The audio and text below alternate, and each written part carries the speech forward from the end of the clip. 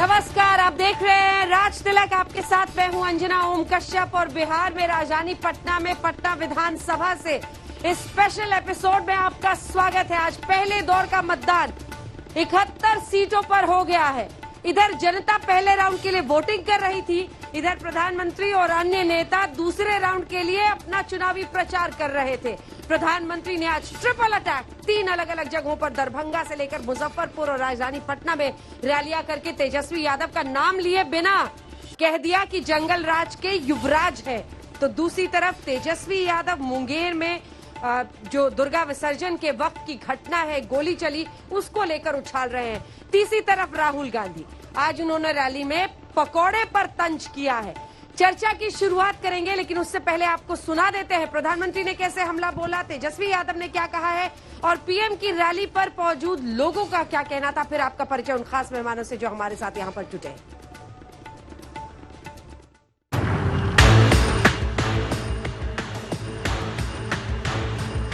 आप लोग बोलिए, पीएम की बात में कैसा था? तो प्रधानमंत्री नरेंद्र मोदी का ये भाषण तीसरा आज जो उन्होंने दरभंगा मुजफ्फरपुर के बाद पटना के वेटनरी कॉलेज में किया है और यहाँ पर उनका चेहरा लगा है, उनके फैंस घूम रहे हैं, निकल रहे हैं। पीएम जी का जो बात हुआ है उसके आधार पे सरकार नीतीश कुमार का ही बनेगा, दावे के साथ बनेगा, क्योंकि उनके बात में दम है। नरेंद्र मोदी जिंदाबाद।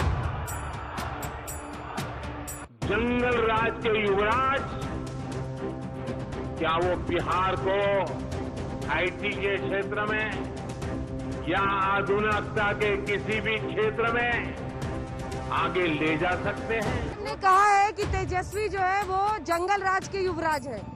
बात तो सही है, जंगल के युवराज थे, उनको पिता जंगल राज के युवराज थे और उन्हीं के नक्शा कदम पर ये चलेंगे। जी, जो बीजेपी के नेता हैं और बिहार में डबल इंजन की सरकार है, जनरल डायर बनने की अनुमति किसने दी? ये देखिए, इस तरह के चेहरे मोदी के लगाकर जबरदस्त लोग रैली में पहुंचे। प्रधानमंत्री नरेंद्र मोदी के मोदी मोदी के नारे यहाँ पर गूंज रहे थे। पीएम जब अपना भाषण दे रहे थे, भाषण की शुरुआत से लेकर अंत तक जबरदस्त जोश बीजेपी के कार्यकर्ताओं और समर्थकों में, जो चाहते हैं कि प्रधानमंत्री के इस तरह से समर्थन से जो ये नीतीश सरकार के लिए कैंपेनिंग हो रही है वो नए जोश के साथ आगे बढ़ रही है। कैमरामैन संजय के साथ अंजना ओम कश्यप, पटना आज तक।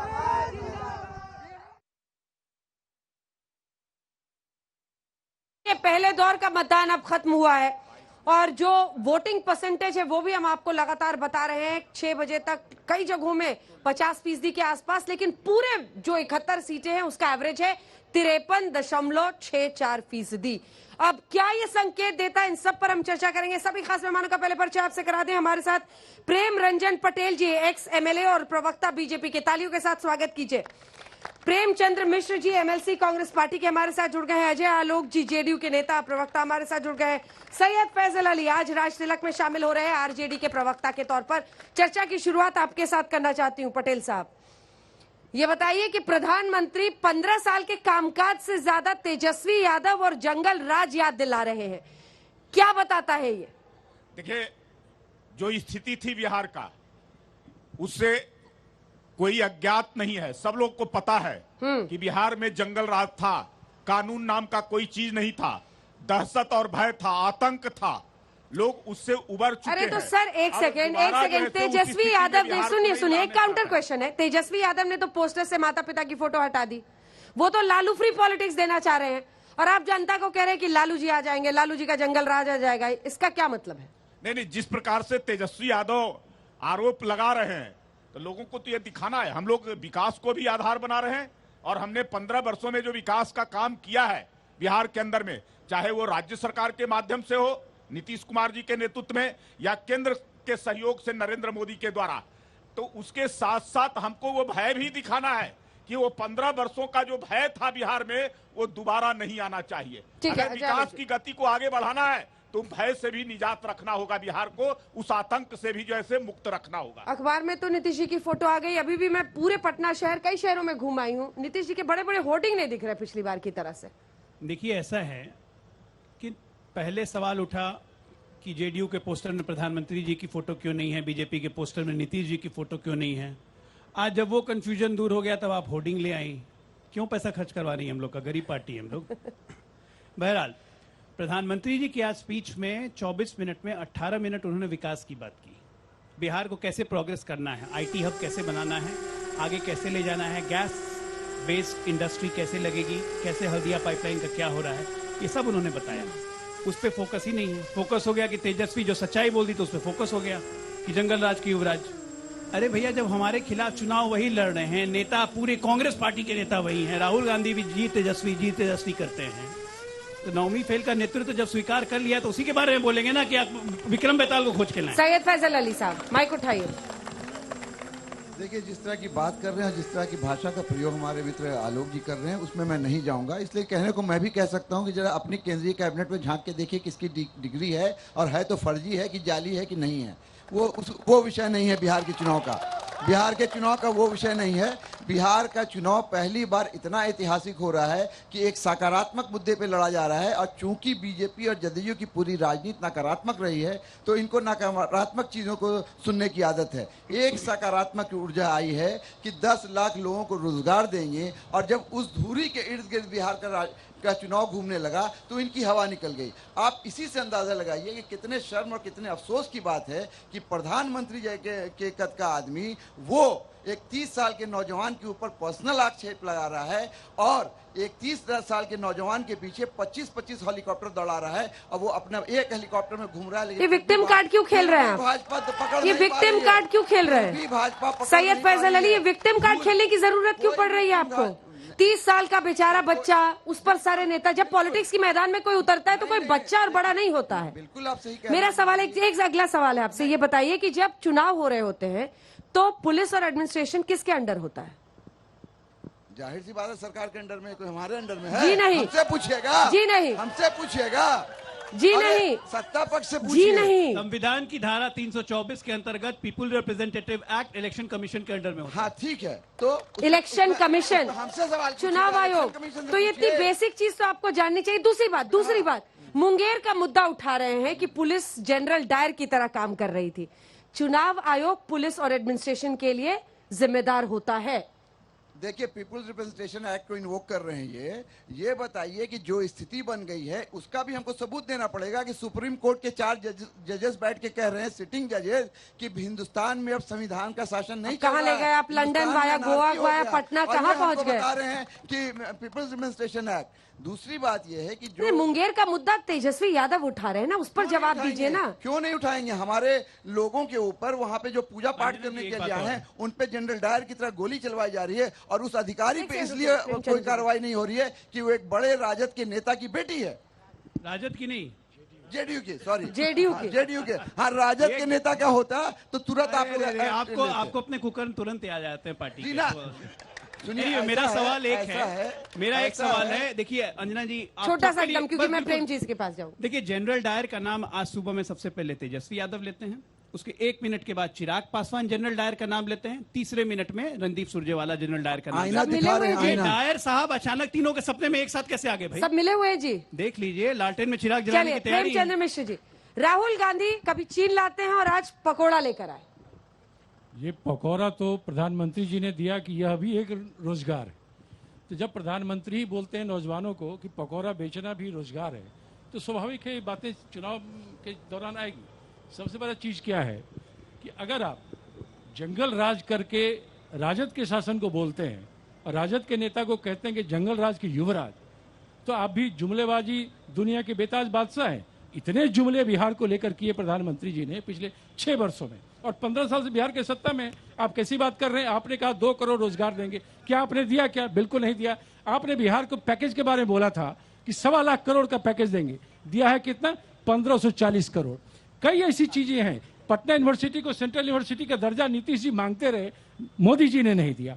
आप बात कर रहे हैं बिहार के बारे में, जो चीजें 15 साल से सत्ता में रहने के बाद, 6 साल केंद्र की सत्ता में रहने के बाद आप बिहार के नौजवानों के हितों की बात अपने भाषण में कर रहे हैं। अरे अब तक आपने रोजगार क्यों नहीं दिया? आपने कौन से उपाय किए बिहार के नौजवानों के लिए? आज जो नौजवानों के समक्ष सबसे बड़ी समस्या शिक्षा और रोजगार की है बिहार में, और जिस मामले बिहार सरकार फेल है। तो इन बातों को बताने के बजाय 15 साल पहले क्या हुआ, 20 साल पहले क्या हुआ, यह मतदान 15-20 साल पहले के कार्यों का मूल्यांकन नहीं कर रहा है। यह मूल्यांकन करेगा वर्तमान राज्य सरकार के क्रियाकलापों पर। और जनता में आक्रोश है। जनता ने आज फर्स्ट फेज के वोटिंग में यह इंडिकेशन दे दिया है। ठीक है, जोड़ लीजिए, जल्दी से फैसला लीजिए। मेरे संसदीय क्षेत्र में 2015 में आए थे नरेंद्र मोदी जी और बोले थे कि अगली बार आएंगे तो यहाँ के चीनी मिल से की चीनी से चाय पियेंगे। आज उनसे ये सवाल किया जा रहा है। दोनों जवाब दीजिए जल्दी से, फिर आप लोगों के सवाल लेंगे। हाथ उठाइए। अंजना जी, सबसे पहले तो प्रेमचंद जी ने कहा कि पकौड़ा बेचने का काम जो है से, जो फुटपाथ पर जो है से अपना रोजगार ढूंढता है, जो रेहड़ी पटरी वाला काम करता है, अपने परिवार का जीवन यापन करता है, प्रधानमंत्री जी ने ये फुटपाथ पर लाने की तैयारी कर रहे हैं। ये कहा था कि पकौड़ा बेचो, पकौड़ा बेचो, सबको रोजगार कहा था। कोई टेक्निकल एजुकेशन किया है, पकौड़ा एजुकेशन किया, आप कहते पकौड़ा बेचो। मांगने वाला नहीं बनाएंगे, रोजगार देने वाला बनाएंगे। पकौड़ा बेचना, पकौड़ा बेचना योजना के तहत पकौड़ा बेचना, आप लीजिए हमसे लोन, नहीं हमसे लीजिए देश के नौजवानों को पकौड़ा बेचने के लिए कहते हैं। देश में 25 करोड़ लोगों ने इंजीनियर डॉक्टर बनाते हैं। योजना के तहत लोन लेकर के अपना रोजगार खड़ा किया है। एक व्यक्ति अगर 4 व्यक्ति को जोड़ने का काम किया है तो 125 करोड़ लोगों को रोजगार इस देश के अंदर में मिलने का काम किया है। हमने बिहार के अंदर में इंफ्रास्ट्रक्चर डेवलपमेंट किया है, हर क्षेत्र में काम किया है और उसमें लोगों को रोजगार मिला है। हमने नौकरी देने का काम किया है 6.5 लाख से पूछिए, जनता 15 से वर्षों के अंदर में केवल 92,000 नौकरी दिए थे। 30,000 न्यायालय के अनुसार अगर शिक्षकों की बहाली किया था, उसमें शिक्षा मंत्री को भी जेल जाना पड़ा था। जवाब दे। हमने आगे कहा है कि हम रोजगार के अवसर पैदा करेंगे इस बिहार के अंदर। जनता से एक सवाल है, हम 19 लाख से ज्यादा। ठीक है साथी, उनको रोकिए ना जरा। हाँ, ठीक है, हो गया। मेरा एक ही सवाल है।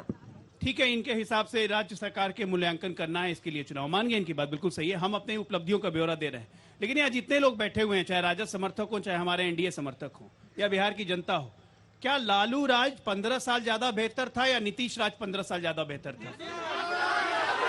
और आपको पता है कितने लोग ये मानते हैं? आप सुनिए अंजना जी। अच्छा, एक सवाल मैं आ रही हूँ, एक सेकंड। आप में से कितने लोग हैं? एक सेकंड, सवाल सुनिए अंजना जी। आप में से कितने लोग हैं जिन्होंने लालू राज देखा है? क्योंकि एक पूरी पीढ़ी है जिन्होंने नहीं देखा है। इतने लोगों ने देखा है तो कम से कम आधे लोग जो यहाँ मौजूद हैं उन्होंने देखा है। उसके बावजूद ही हार रहे हैं। ठीक है, आ रहे हैं। सवाल लेंगे आप लोगों के, लेंगे। चलिए आप पूछिए। देखिए, मौजूदा जो सरकार है वो जुमलेबाजी की सरकार है। भ्रष्टाचार खत्म करने की बात हो रही है, लेकिन छोटे से छोटे काम में हमें पैसे भरने पड़ते हैं, रिश्वत देनी पड़ती है। तो जुमलेबाजी की सरकार ही है। ये रोजगार देने के नाम पे पागल बना रही है जनता को सरकार।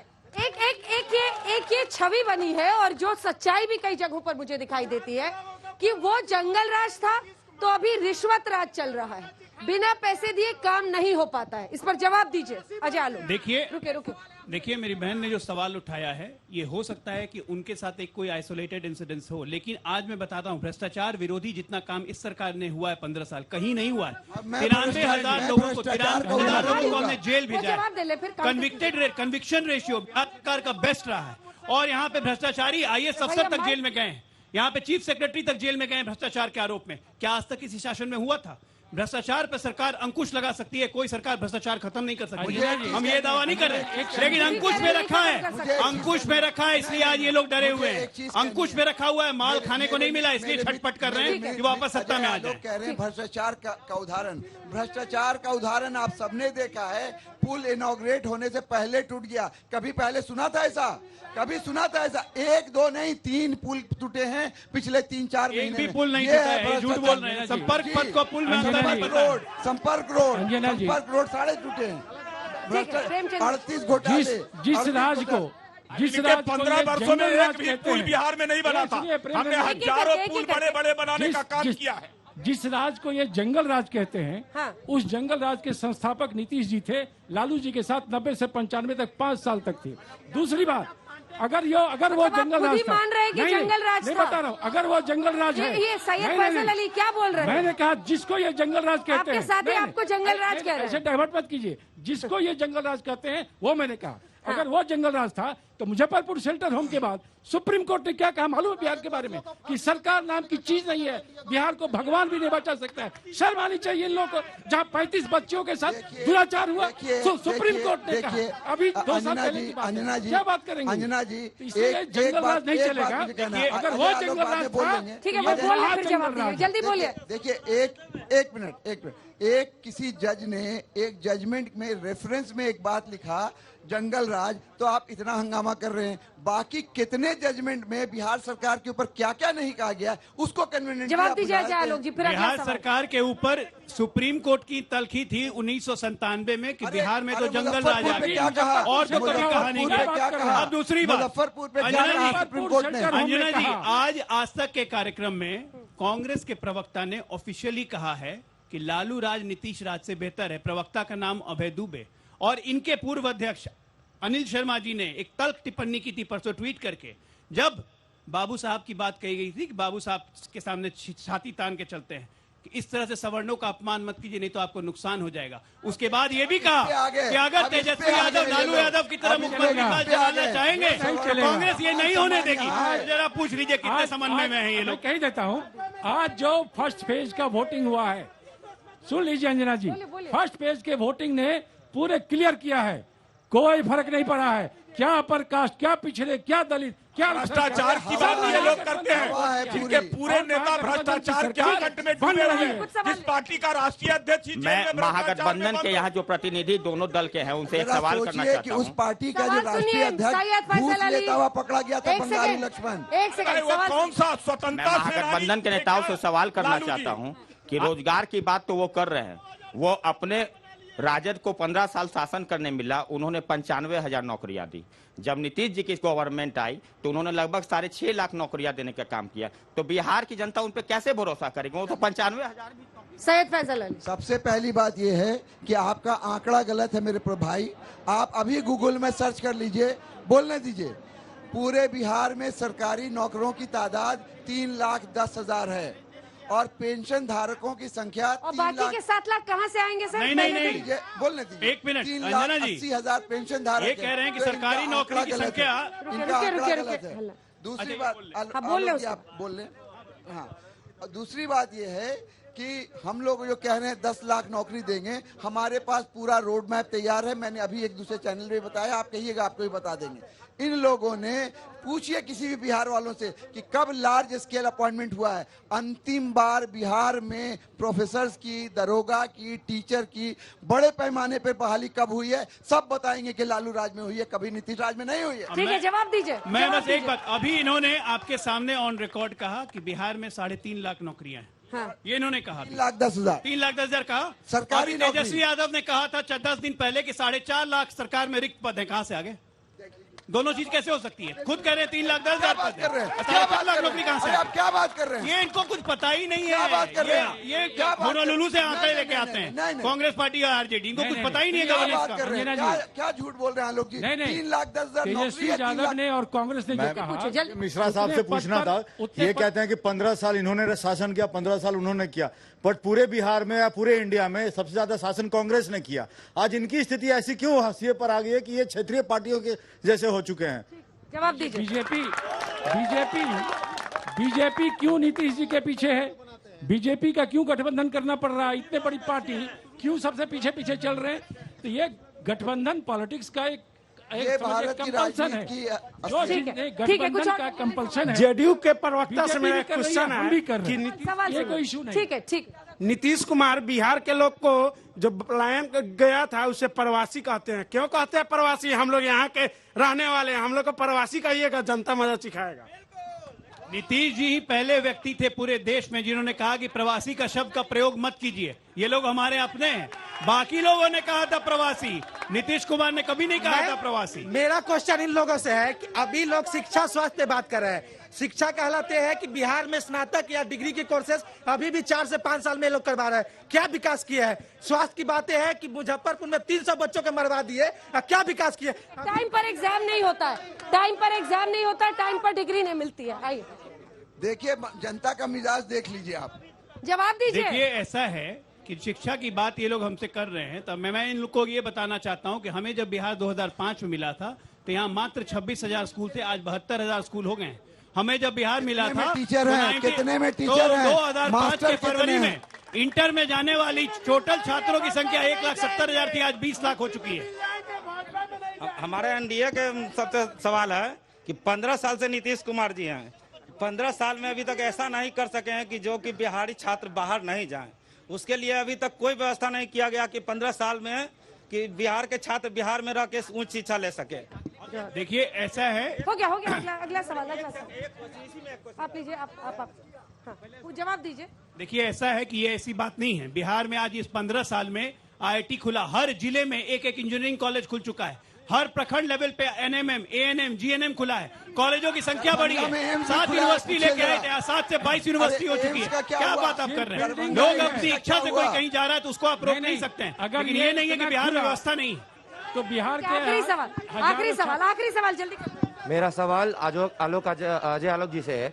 आप कह रहे हैं कि जंगल राज था लालू जी का, तो सुशासन राज में सबने देखा कि गुरुग्राम से दरभंगा एक बेटी अपने बाप को साइकिल पे बैठा के चली आई, आप उसको घर पहुंचा नहीं पाए, आप फ्री वैक्सीन बांटेंगे, आप ग्रेकांत हटिया के आरोपी मंजू वर्मा को टिकट दे देते हैं और आपका सुशासन राज है। तो अगर ये सुशासन राज है जिसमें एक छात्र जो है पटना जाता है रिजल्ट की जानकारी लेने और पुलिस उसको बेरहमी से मारती है, अगर इसको हम लोग भूल सकते हैं तो हम लोग लालू जी को माफ क्यों नहीं कर सकते? जवाब दीजिए। देखिए ऐसा है, सबसे पहली बात कि कोरोना काल में बहुत लोग बहुत मुश्किलें सह के आए हैं, इसमें कोई शक नहीं है।